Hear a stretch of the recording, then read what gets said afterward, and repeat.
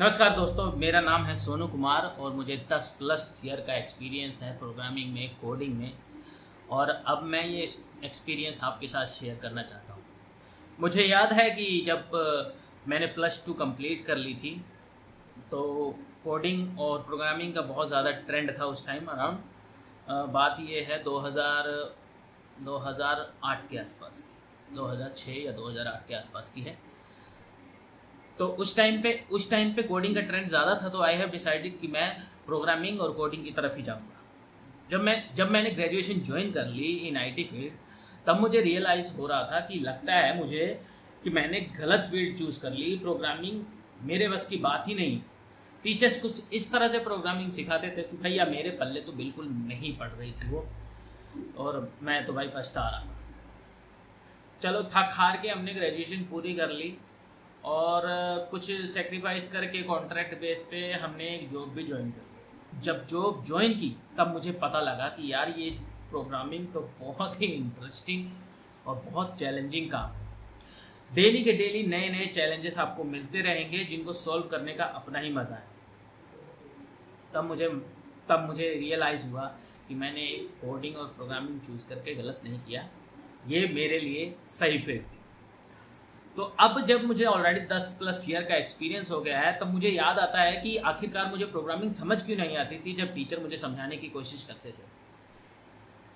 तो मुझे क्या फील होता है, दिस इज़ माई फीलिंग, हो सकता है कुछ और ही रीज़न हो। मुझे ऐसा लगता है कि जो इंसान खुद प्रोग्रामिंग नहीं करता, इंडस्ट्री को नहीं समझता, वो अच्छे से नहीं समझा सकता किसी भी स्टूडेंट को। सिर्फ बुक में से पढ़ के उस नॉलेज को शेयर करना एक अलग बात है, लेकिन एक्चुअली में कोडिंग करके उनके चैलेंजेस को प्रैक्टिकली किसी को एक्सप्लेन करना अलग बात है। तो जब मैंने आज 10 साल का एक्सपीरियंस ले लिया है, तो मैं भी उन चैलेंजेस को, उन कोडिंग एक्सपीरियंस को आपके साथ शेयर करना चाहता हूँ। और ये प्लेलिस्ट जो कि है शीशाप प्रोग्रामिंग की, मैं आपके साथ शेयर करूँगा। और आज का जो प्लेलिस्ट का पहला वीडियो है, दैट इज़ एन इंट्रोडक्शन, जिसमें मैं आपको शीशाप की इंट्रोडक्शन दूंगा। एक छोटा सा प्रोग्राम हम बनाएंगे, हम कौन कौन से आप फ्रेमवर्क यूज़ कर सकते हैं, कौन कौन से CLI यूज़ कर सकते हैं, इन सब के बारे में आपको बताऊंगा। चैनल को सब्सक्राइब कर लें, क्योंकि आगे आने वाली वीडियोस में मैं पूरी की पूरी detail A to Z C sharp की सारी डिटेल आपको एक्सप्लेन करूँगा। चलिए शुरू करते हैं। सबसे पहले जान लेते हैं कि शीशाप है क्या। शीशाप एक लैंग्वेज है जो माइक्रोसॉफ्ट ने डेवलप की थी। तो 2000 में, जून 2000 में सबसे पहले इन्होंने इंट्रोड्यूस किया था शीशाप लैंग्वेज को। इस लैंग्वेज का यूज़ करके आप वेब एप्लीकेशन बना सकते हैं, आप विंडोज़ एप्लीकेशन बना सकते हैं, और कुछ फ्रेमवर्क जैसे ज़ैमरिन है उसका यूज़ करके आप मोबाइल की एप्लीकेशंस भी बना सकते हैं। बट रिकमेंडेड नहीं है कि ज़ैमरिन का यूज़ करके आप मोबाइल एप्लीकेशन बनाएं। Other technologies are far better than this. जो इस कोर्स का फोकस होगा, जो इस प्लेलिस्ट का फोकस होगा, वो प्राइमरी वेब एप्लीकेशन बनाने के लिए होगा, क्योंकि शीशाप ASP.NET के साथ मिलके मोस्टली वेब एप्लीकेशंस ही बनाई जाती हैं इसमें। शीशाप एक प्योरली ऑब्जेक्ट ओरिएंटेड लैंग्वेज है। प्योरली का मतलब क्या है कि आप बिना क्लास बनाए, बिना ऑब्जेक्ट बनाए इस लैंग्वेज का यूज़ कर ही नहीं सकते। आप सीधा फंक्शन लिख के जस्ट PHP और जावास्क्रिप्ट और भी बहुत सी ऐसी लैंग्वेजेस हैं जिसमें सीधे सीधे फंक्शन लिखो, उन फंक्शन को डायरेक्टली कॉल किया जाता है। लेकिन शीशाप में ऐसा नहीं होता। आपको एक क्लास बनानी पड़ेगी, उसके अंदर आप क्लास के मेथड्स बनाने पड़ेंगे।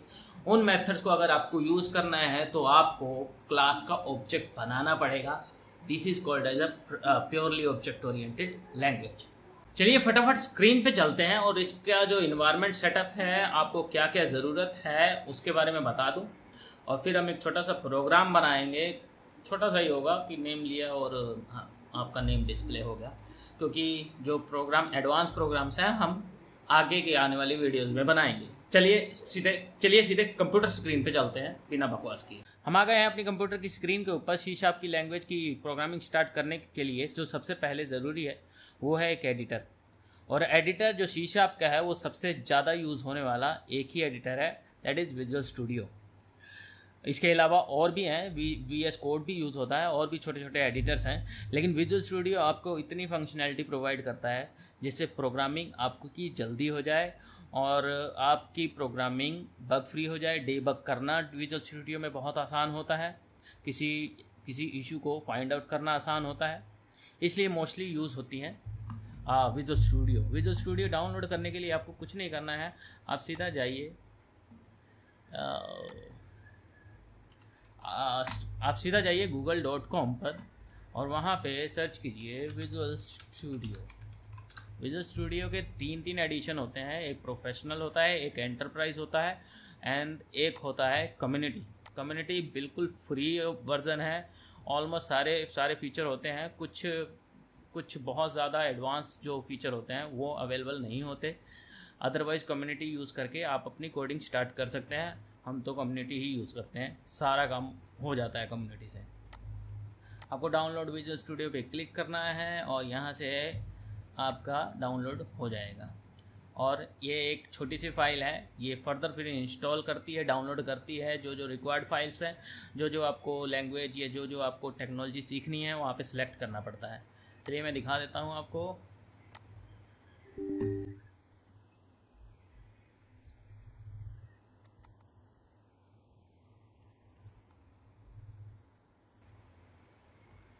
आ गया है मेरे पास ऑलरेडी विजुअल स्टूडियो इंस्टॉल्ड है। अगर आप यहाँ पे मॉडिफाई पे क्लिक करेंगे सेम ऐसा ही इंटरफेस आपको फर्स्ट इंस्टॉलेशन पे भी दिखेगा। आप अगर मॉडिफाई पे क्लिक करेंगे या फर्स्ट इंस्टॉलेशन पे क्लिक करेंगे आपके पास एक वर्क लोड आ जाता है, जैसे क्या क्या आपने वर्क करना है। और अगर इसको सिलेक्ट कर लेते हैं तो बाय डिफ़ॉल्ट जो टेक्नोलॉजी जो लैंग्वेजेस सब इसको इंस्टॉल करनी है इस पर्टिकुलर वर्कलोड को सीखने के लिए वो अपने आप सेलेक्ट करके इंस्टॉल कर देगा। अदरवाइज़ इंडिविजुअल कंपोनेंट आप यूज़ सेलेक्ट कर सकते हैं, जो आपको सीखना है वो आप सेलेक्ट करके कर सकते हैं। लैंग्वेज पैक भी सिलेक्ट कर सकते हैं कि कौन कौन सी लैंग्वेज पे आप काम करते हैं। इंग्लिश समझ आती है, कोरियन समझ आती है और बहुत सी लैंग्वेजेस हैं। या फिर ये लास्ट ऑप्शन है आपका इंस्टॉलेशन लोकेशन का, कि कहाँ पे आप इस विजुअल स्टूडियो को इंस्टॉल करने थे। सारे फाइलें उसी पे एक पर्टिकुलर लोकेशन पे इंस्टॉल्ड होंगी। हम वर्कलोड पे सिलेक्ट करके देखिए मैंने सेलेक्ट किया हुआ है ASP.NET एज़्योर डेवलपमेंट। फ्यूचर में मैं पाइथन करूँगा तो पाइथन भी इंस्टॉल करूँगा। नोड पे अभी नहीं करता हूँ मैं काम। सो जो आपको मतलब कंपोनेंट इंस्टॉल करने हो वो सिलेक्ट कर लीजिए और ये अपने आप इंस्टॉल्ड हो जाएगा। आपको इंटरफेस दिखाता हूँ विजुअल स्टूडियो का इंटरफेस कैसा दिखता है।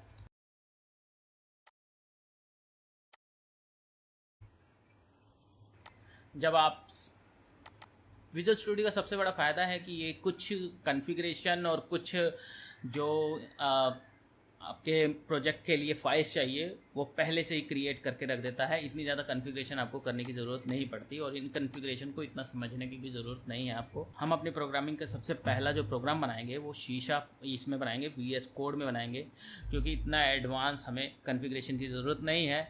बेसिक सी एप्लीकेशन बनाएंगे हम, इसलिए इस पर भी हमारा काम चल जाएगा। इस पे बनाने के लिए .NET आपको इंस्टॉल करना पड़ेगा।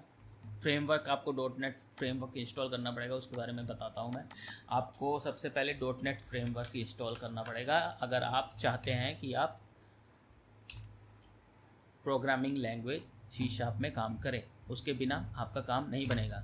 तो लेटेस्ट सबसे लेटेस्ट है .NET 8, जिसके आप फ्रेमवर्क इंस्टॉल कर सकते हैं। इसको भी आप गूगल पे सर्च करेंगे तो आपके पास डाउनलोड .NET 8 सारे डाउनलोडेबल फाइल्स आ जाएंगी। आपको विंडोज़ ऑपरेटिंग सिस्टम यूज़ करते हैं तो आप विंडोज़ सेलेक्ट करेंगे, अदरवाइज़ लिनक्स करते हैं तो लिनक्स करेंगे।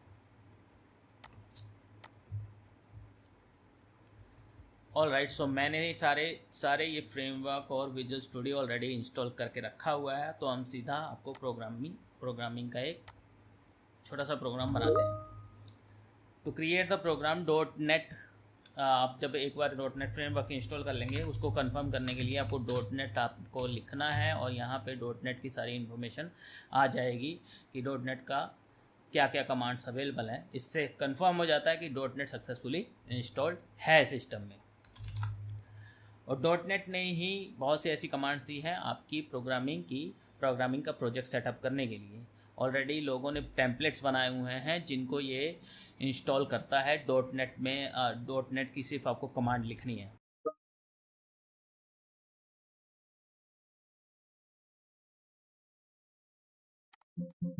कंसोल की एप्लीकेशन बनाने के लिए कमांड दी हुई है .NET न्यू कंसोल। ये कमांड आपके 3 फाइलें बना रही है। एक तो शीशा प्रोजेक्ट फाइल है, एक सोल्यूशन फाइल इसने बना दी, और एक मेन CS फाइल जिसमें आप कोडिंग करेंगे।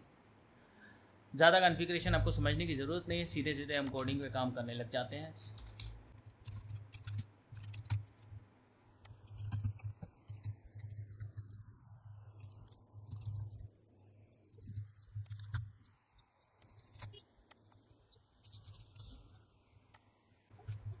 ये मैंने एक छोटा सा प्रोग्राम लिखा हुआ है जिसमें मैंने कंसोल किया है हेलो वर्ल्ड।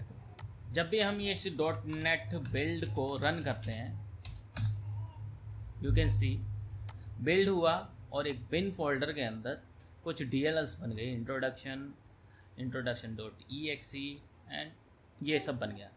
ये इस शीशा प्रोजेक्ट की वजह से ये DLL फाइल्स बनी हैं, और इसके अंदर ये प्रोग्राम .cs कंपाइल होके DLL के अंदर ही पड़ा हुआ है। और आप देख सकते हैं introduction.cs भी एक बनी है फाइल जो कि विंडोज़ को समझ आती है। अगर मैं इन फाइल्स को डिलीट कर देता हूँ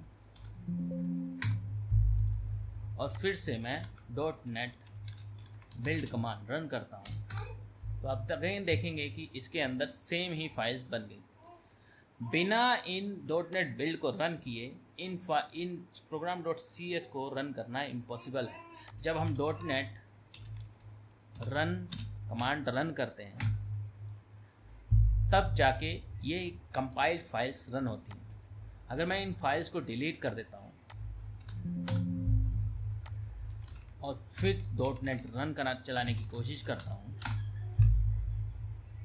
देखिए ये फाइल्स कंपाइल होके दोबारा बनी फिर जाके रन। दैट मीन्स ये बिना कंपाइलेशन के ये फाइल्स रन हो ही नहीं सकती। ये है एक कंपाइल्ड लैंग्वेज, मतलब बिना ये कंपाइल्ड हुए ये रन नहीं कर सकती। मैं इस प्रोग्राम को सीधे सीधे रन नहीं कर सकता। सो ये था एक बेसिक सा इंट्रोडक्शन सी शार्प का। सी शार्प में बहुत सी ऐसी चीज़ें हैं जो मुझे भी नहीं पता, और जाहिर है कि मैं उनको सीखूंगा और आपको बताऊंगा, क्योंकि मेरा ऑलरेडी एक एक्सपीरियंस हो चुका है। तो मेरे लिए उनको समझना और आपको फिर समझाना ज़्यादा इजी होगा एज़ कम्पेयर टू सीधे आप अगर सीखने की कोशिश करेंगे। अगर आपको ये इंट्रोडक्शन का वीडियो अच्छा लगा है तो चैनल सब्सक्राइब कर लें। आगे मैं आपको प्रोग्रामिंग और भी ज़्यादा स्टेप्स बताऊंगा और भी प्रोग्रामिंग की लैंग्वेज के बारे में आपको बताऊंगा। आई होप कि आपको ये वीडियो अच्छा लगा होगा। सब्सक्राइब ज़रूर कर लेना चैनल को। मिलते हैं अगले पार्ट में, इस ट्यूटोरियल के अगले पार्ट में।